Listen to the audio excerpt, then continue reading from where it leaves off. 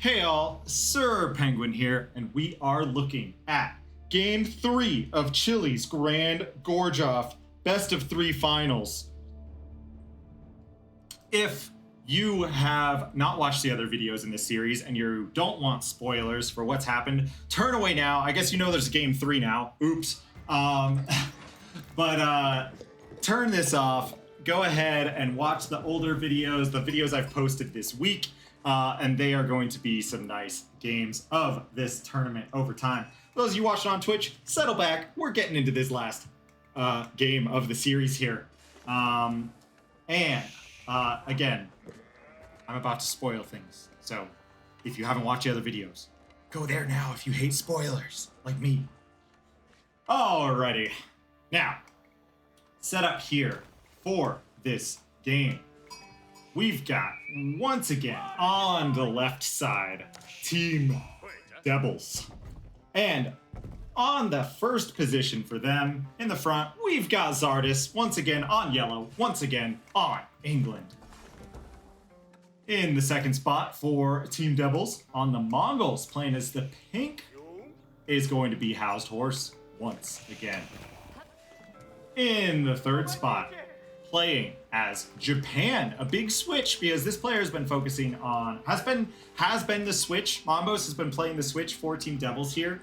Has actually opted for Japan in this game. Great team faction, Japan, just because of that fast castle, early heavy unit of aggression. It just always works well in a nice team comp if you have a lot of archer support from England, a lot of knight support from Mongols and from France, things like that. So we do like to see Japan in these matches.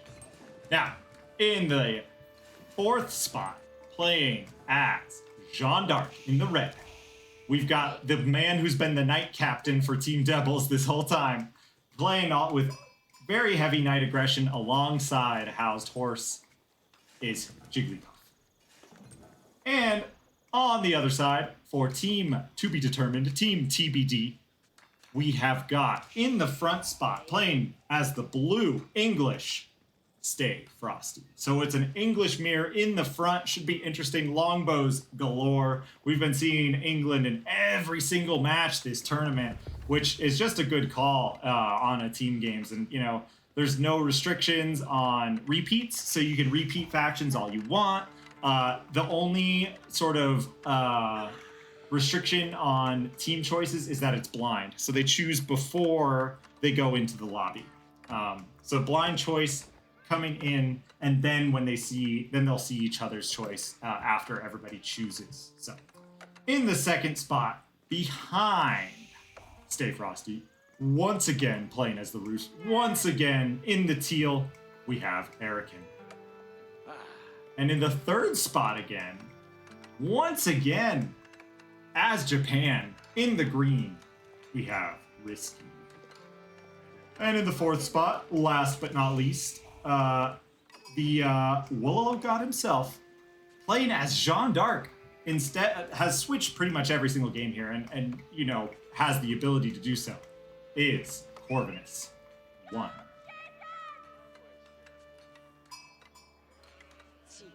Now, we're going to see how this game plays out. Thank you, tournament organizers and or teams, for sort of keeping the colors consistent. So we have sort of that bluish, green, purple colors on one side. And purple kind of conflicts with pink a little bit, but we've got the more like hot, quote-unquote, colors, I want to say, versus the cold colors here. So we're going to see how this plays out. We've got a School of Cavalry for Jigglypuff, Kira Storehouse for Mambos, the Deer Stones coming out for Housed Horse, and Council Hall. And this is all pretty standard here, as Zardis is going to take point in aggression with the Longbows. On the other side, Longbows immediately coming out for Stay Frosty from the Council Hall as well. The Kremlin, again, coming out for Erican. The Roos Kremlin has taken precedence in these team games. We haven't seen that Golden Gate in a while, I think, for Roos in a lot of games. Kura Storehouse coming up for Risky. No big surprises here. And the School of Cavalry for Corvinus. Again, I don't think we'll be seeing a Chamber of Commerce on the competitive level, except for like really rare pocket strats, and this is not one of those. we're going to have the Knight Captain. I'm calling him that because he's been playing Knight Aggression the whole series, the whole tournament. Jigglypuff riding around trying to zone in Team TBD, but we'll see. Team Devils may have to change their strategy here as Team TBD determined that Team Devils had been going for this zoning strat. They noticed in the first game that Team Devils took that the Knight Keshik zoning was going to be a problem if they didn't take care of it.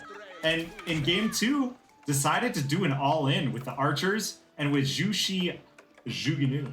Now, Corvinus, instead of Jushi's Legacy, has opted to play Jeanne d'Arc here to get more knights out, I would say. More knights to compete with the knights of Team Devils, but they didn't need that in the last game as Team TBD was able to just sort of use that ram rush to kind of blast through the middle. Now we have longbows kind of posturing against each other, towers. We do have an interesting thing going on here as Zardes has the network of castles with this tower, and we don't have any towers out for Stay Frosty, just more longbows.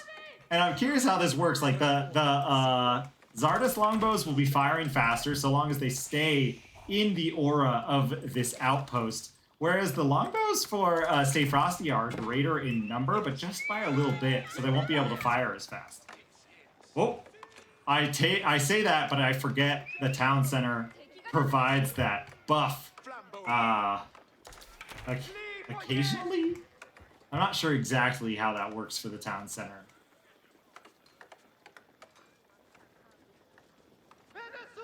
I don't play a lot of England, let's be honest. And here comes the arrow fire. One villager down, drops the food, gonna lose the food of that. And we have archers coming out for Housed Horse. Actually, archers instead of the Keshiks for Housed Horse. Just gonna use that double archer production. That makes Mongols so strong in the early game. With the but instead of Keshiks, just gonna rely on Jigglypuff's Knights and a fast castle, I'm going to guess. I say guess, but it's not really a guess with Japan in team games as the floating gate comes up, and any second now, I can almost guarantee a follow-up stable. Joan doing her thing, killing like all the boar on the map with a little bit of knight support. Interestingly enough, instead of immediately opting for a fast castle, Risky has opted instead for the Yumi Archer. Now, the Yumi Ashigaru is an interesting choice against the longbows and archers of Mongol and England here. And I want to see what the goal is. What's the thought process? We have the speed. They're fast. Don't forget that Yumi Ashigaru are faster than any archer, really, in the game, except for maybe the HRE upgraded archers. But they're fast. Other than cavalry archers, too. But they're fast, and it's kind of interesting to see this come out. The kiting will be a little stronger, and with longbows, maybe they'll be able to just kite out the Mongol archers and not have to worry as much and just face down the longbows. We'll see. We'll see what happens here. Meanwhile, Jigglypuff riding around, getting some heals. Is that with Chivalry or with Jeanne? I think it might be Jeanne. Scout goes down in the middle. Sorry, jumping around there. I just wanted to see. No, it's from Chivalry. All right, Chivalry comes through. Now, let's see. Corvinus in the back. He's been making knights. Where are these knights hanging out? There they are. The Jeanne of the Team TBD going to be running around on out here. Nothing crazy going on just yet as these archer masses are building up. This is what we've been seeing. Is a little bit of pressure and a big archer mass getting built on the front of the base. I'm going to demand my teammates play a similar way when we get back on Gorge this week and play some team games because I like this build. I like this build a lot. And I also like that, like, again, we get the sub-commanders thing. For those of you who play, like, Total War and stuff like that, we talk about sub-commanders. It's like, ooh, I can keep talking here, but we have some interesting stuff going. No, nothing crazy happening just yet. Roost Knights coming out on the edge. But what I was saying is, like, we get kind of a sub-commander thing. in these team games, which is like the guy with good archers, which is to say England with longbows, or Mongol double-produced archers, or Abbasid fast-firing archers, etc., are going to make archers. And the guys with good knights are going to make knights. And the guys with... the Yumi Ashigaru supported by a Yumi Bannerman. Now, this is interesting, too, because this actually is an effective archer unit, because they get 6 damage just like the longbow, but also have their extra speed, as long as you don't control group them and move them with the Yumi Bannerman. And you can see a little bit of moving together to get the archer attack, but when they get shot at, they kind of abandon their Yumi Bannerman, and they abandon the Yumi Bannerman and kite, which is great. The Yumi Bannerman goes down, but there is a banner up here to support these archers, who now have the same damage as longbows. The mounted samurai for Mombos have come out. First castle age of the game. And we lose that Bannerman, and the Yumi archers immediately fall back. I like this. And when they have their range upgrade, as soon as that Yumi's back, they're doing 7 damage a pop. And the English need their upgrade to do 7. The blacksmith is not up yet. So let's see these longbows over here. We do have the 7 damage upgrade, so looks like that's kind of why Team TBD has fallen back, looking at the upgrades. So this has really come to one of those upgrade feudal fights with the support of these other players. We're waiting for a Yumi for these Ashigaru, the Yumi Bannerman rather, for the Yumi Ashigaru, but not up here just yet as Joan comes to support. And look at this. Look at this. We got 3v4. Where is Roos, though? But Roos is raiding the base. I don't want to move over here, though, as we go into the cinematic mode for this charge into Team TBD here.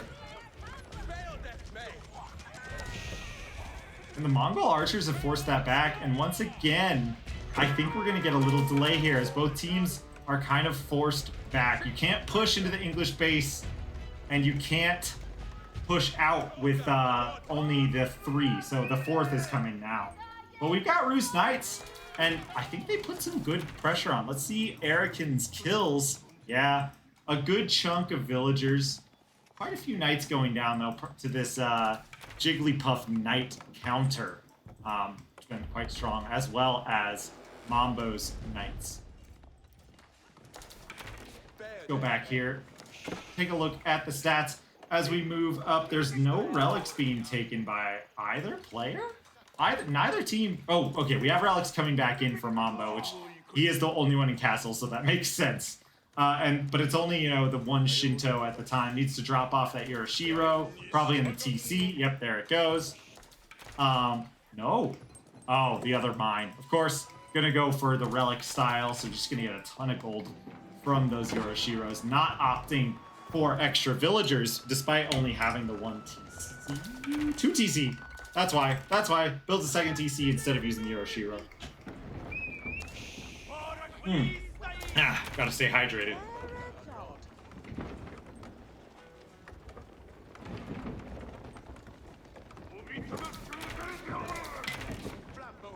We're getting set up for a big push here. Got Roos Knights coming back and missed a little bit of fight. Sorry about that. As the Roos Knights come in for the Knights of Jigglypuff.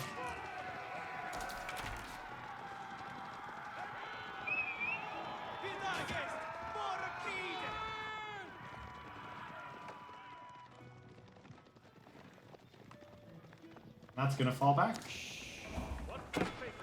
Rams now coming out for Housed Horse. No Rams for Team TBD, which makes sense. They've been on the defensive and counter rating for the majority of this match so far, but we haven't lost a ton of Vills. We actually have Vills already on the run after scouting this. Gonna want Corvinus to chase this, but he actually just sort of accidentally attack clicks it until seeing it. I say accidentally, but you still want the attack click. And there's the the castle upgrade. So got the Castle Age Royal Knights to face off against the Mounted Samurai. So that'll be nice for Corvinus here. Gonna save the charge for after the deflect comes down. And that Mounted Samurai's. Here comes the push on the front, though.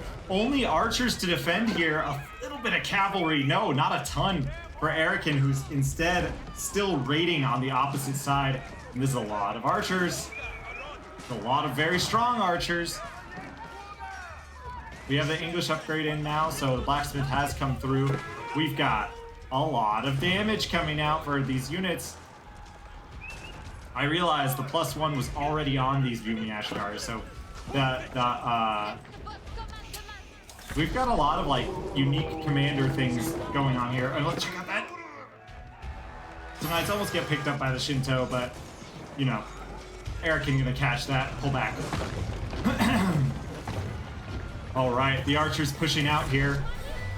Yumi Ashigaru alongside the longbows. Tons of buffs from Network of Castles and the Yumi Ashigaru and Joan. And they're gonna hold this push for now as the mounted samurai go down. Joan gonna get picked off by the longbows. Nice grab there by Zardes.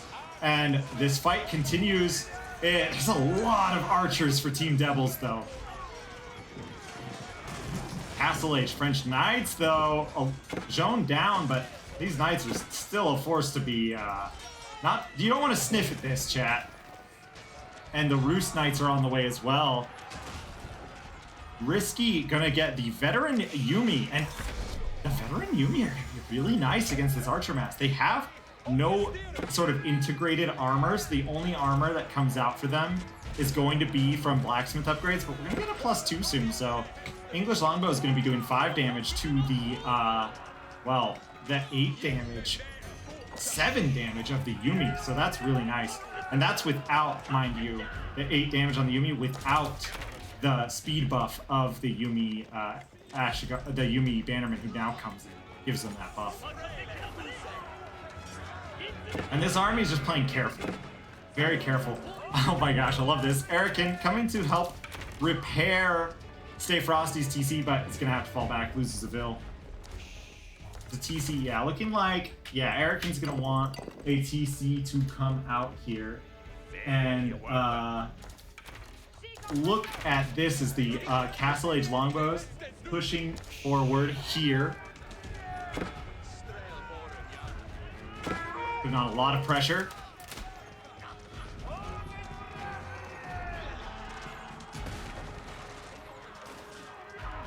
Castle Age for Mombos as well now, or sorry, for Zardes as well now, so lots of Castle Ages, 2 versus 2 versus 2 versus 2 in a way, because you got the Feudal Age. Interesting choice of who goes Feudal, I'd like to point out, because we got Feudal Japan, or sorry, 2 Castle Age Japans, but with vastly different units, and a Castle Age England on the other side, but a Feudal England with a Castle Age Zone. So opting for a bit of a different play, but the Castle Age Zone would be good, has been good to counter these mounted samurai. So good choice by Team TBD. It has been very effective. Good raids by Erican for this game. Has lost more than he's taken, but I think the kills have mainly been on enemy villagers, which is really nice for Team TBD, who has now opted to add the archers because it is Team Devils who has had to fall back. Just to remind everyone who's watching, this is the last of a best of 3, so whoever takes this game takes the tournament, takes the prize, the final prize pool. A Night Raid taking out some extra longbows who are trying to put some pressure on. There's just no safe place outside of these lines, and you have to be so careful with the villagers because there are knights everywhere.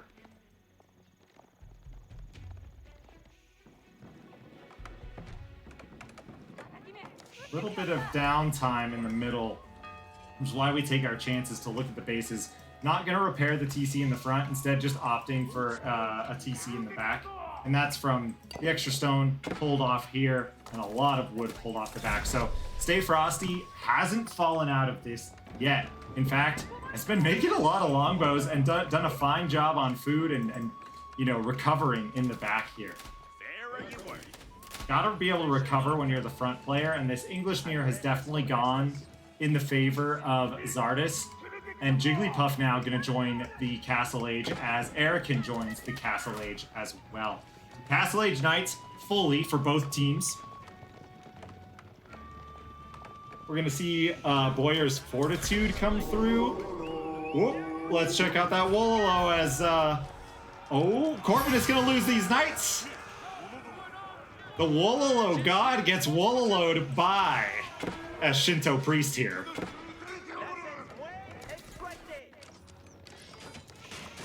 Jigglypuff pushing into Corvinus' base. Corvinus is going to have no choice but to do the villager dance and pull some Knights back. We have a second TC. No, just a ton of bills. It looks like the shape of a little TC down there. Here comes the rest of the Knights for Corvinus to try to clean up Jigglypuff's aggression. And we've got tribute going from, it looks like from Zardus to Housed Horse. And meanwhile, while Corvinus sort of forces this out, there's a push coming down the middle. And there are 4 Rams here for the feudal English player who has gone. Stay Frosty has opted for just a huge feudal longbow mass, having lost the TC on the front. And we've got a monk struggling to battle through the Rams as he takes the Sacred and goes to return that relic. This relic actually going to be able to force any like Knights from totally diving this archer mass. So actually like this. Risky has like done an excellent job with this little army here to just protect all the archers, because it's just archers as far as you can see. And we've gone for an Onimusha transition to deal with the heavy units of England, Mongol, and Japan, as Jigglypuff now also comes in from the side. Where's that? The Wololo will not be able to go up and just drops the relic, unfortunately, in Zardus's base. Some pressure from Joan in Zardus's recovery base in the back, because Zardus has abandoned this already. There's like just a few villagers in the front now, as Zardus pulls most of the eco to the back of Gorge. And both English players in the front have been torn apart by this fight. But look at this mass. This mask from Risky, the follow-up from Corvinus, and Zardus eyeballing an Imperial Age.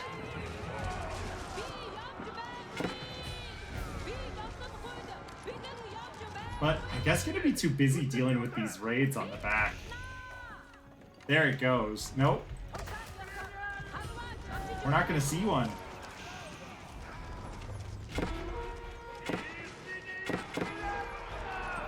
Here comes cavalry. Jigglypuff going to focus down the flank of the archer mass here, but Corvinus gonna go zone that out. There's a lot of archer here. There's 9 damage coming out of the Yumi Ashigaru versus just the 7 of the feudal longbow. What does the castle longbow get here? Oh, we're out of longbows for Zardus. There's no longbows left for Zardus. We've lost them all. More relics coming up for Risky. Risky going to play an all-in here. Like, that's a lot of relics. He's still got the Yoroshiros and the forges, but I like using the relics aggressively with the Buddhist monks here. And that's going to give these units a lot of buffs. Look at that, 6 plus the 5 damage on top with the mix of the, Yumi Bannerman and a Buddhist monk goes down to those archers. But this, yeah, they spot Jigglypuff coming back, and Risky again going to Wololo them away. I love this Buddhist monk play. You don't see this a lot at this level of play, but with that, the changes to the Buddhist monks and an archer play out of Japan, this is an interesting team build from Risky, and I'm enjoying watching this a lot. Very unique approach. I haven't seen this even a ton at the pro level, honestly. When I say that, I mean the sort of, 1v1 S-tier tournament stuff.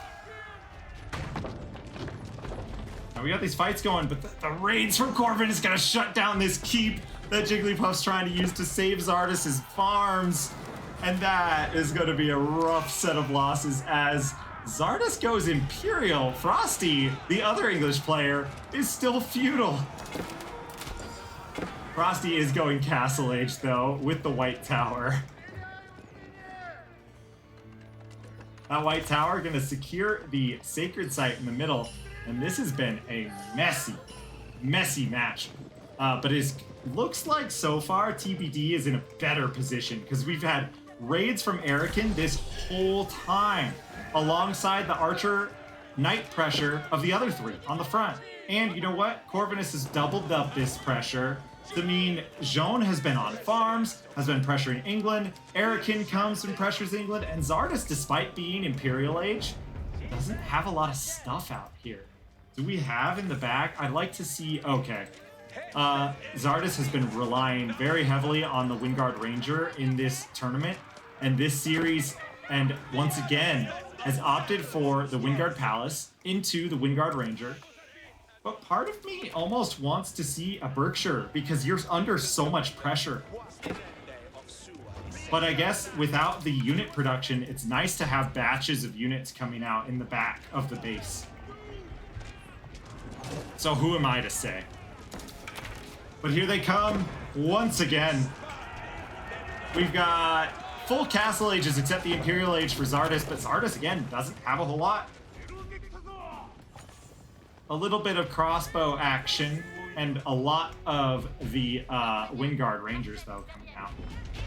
But that's the end of Zardes' front base, and you know, with Stay Frosty able to recover, Stay Frosty's actually on 2 TCs now and gonna just catch up for the rest of the game as veteran longbowmen are through, doing 9 damage a pop alongside the 9 damage of the Yumi Ashigaru, the fastest archer in the game, and the Wololo's gonna bring it up to 11, literally, as they get 11 damage on those pushes. And yeah, Risky's gonna turn it up to 11 here with the Buddhist monk play.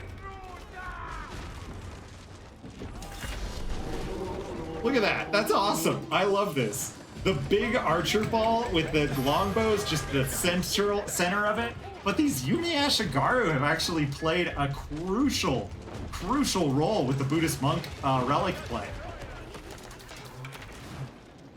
And we got more longbows, and more knights, and more Yumi Ashigaru. The knight archer combo has just been too much as this has changed, and Devils is gonna have to GG. Zardes is the first to GG here. And the rest of Team Devils calls it. And Team TBD takes the Grand Gorge-Off, hosted by Chili. Make sure to go check out Chili's YouTube and content. The main event was hosted there. You can see more of the information about the pick section of each match. A lot of commentary from some very good casters. So go check that out. Go check out Chili. Donate for the any future tournaments that Chili hosts for team games. And check out Team Devils. Check out these players on the ladder. What a fun match. Great job by Team TBD. Corvinus, Risky, Stay Frosty, and Erican are gonna take the tournament with some very fun and interesting strategies. I just loved that Yumi Ashigaru at the end. What a fun set of games. I hope you all enjoyed. I'm Sir Penguin. Please like and subscribe. Take care, and I hope you have a lovely day.